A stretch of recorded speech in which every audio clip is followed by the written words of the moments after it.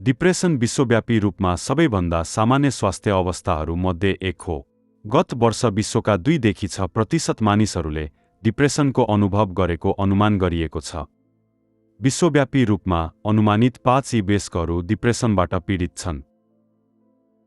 विश्वभर लगभग 28 करोड मानिसहरू डिप्रेसनबाट पीडित छन्। 2020मा कोभिड-19 महामारीले विश्वव्यापी रूपमा डिप्रेसन र चिन्ता विकारहरूमा उल्लेखनीय वृद्धि निम्त्यायो। नेपालको जनसङ्ख्याको लगभग 3.4% लगभग 10 लाख मानिसहरू डिप्रेसनबाट पीडित छन्। विश्व स्वास्थ्य संस्था 2023।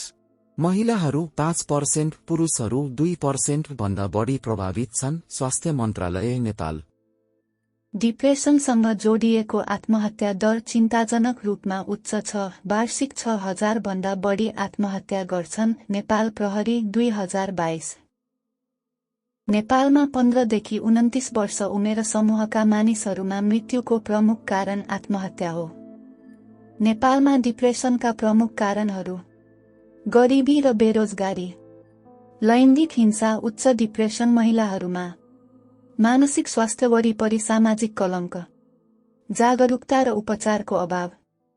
डिप्रेसनबाट बच्ने उपायहरू: तनाव व्यवस्थापनको अभ्यास, बलियो सामाजिक सम्बन्ध निर्माण गर्नुहोस्, विश्वसनीय साथीहरू वा परिवारसँग भावनाहरू साझा गर्नुहोस्, एक्लोपनबाट बच्नुहोस्, सामुदायिक समूह, क्लब वा धार्मिक गतिविधिहरूमा सामेल हुनुहोस्। परिवार र सामुदायिक सहयोग, मानसिक स्वास्थ्य कलङ्क तोड्नुहोस्।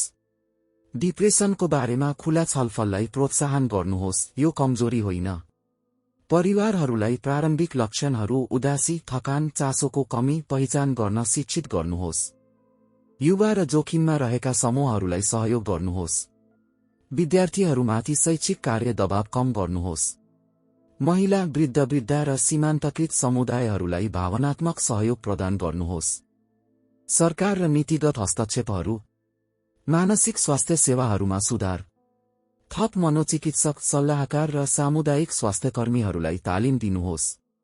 प्राथमिक स्वास्थ्य सेवामा मानसिक स्वास्थ्य कार्यक्रमहरू एकीकृत गर्नुहोस्। हेल्पलाइन र सङ्कट सहयोग स्थापना गर्नुहोस्।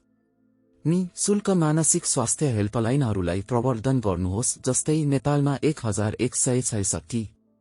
आत्महत्या रोकथाम पहलहरूलाई बलियो बनाउनुहोस्। विद्यालयहरूमा मानसिक स्वास्थ्य शिक्षा, विद्यालय कलेजहरूमा परामर्श सेवाहरू परिचय गराउनुहोस्।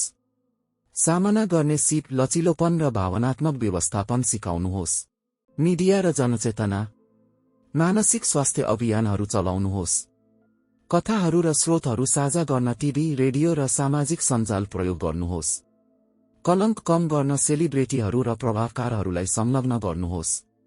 कार्यस्थल मानसिक स्वास्थ्यलाई प्रवर्धन गर्नुहोस्। कर्मचारी कल्याण कार्यक्रमहरूलाई प्रोत्साहन गर्नुहोस्। कार्यसँग सम्बन्धित तनाव र बर्नआउटलाई सम्बोधन गर्नुहोस्।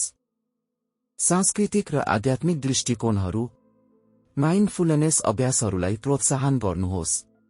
ध्यान, प्रार्थना र सकारात्मक सोचलाई प्रवर्धन गर्नुहोस्। सामुदायिक बन्धनलाई बलियो बनाउनुहोस्।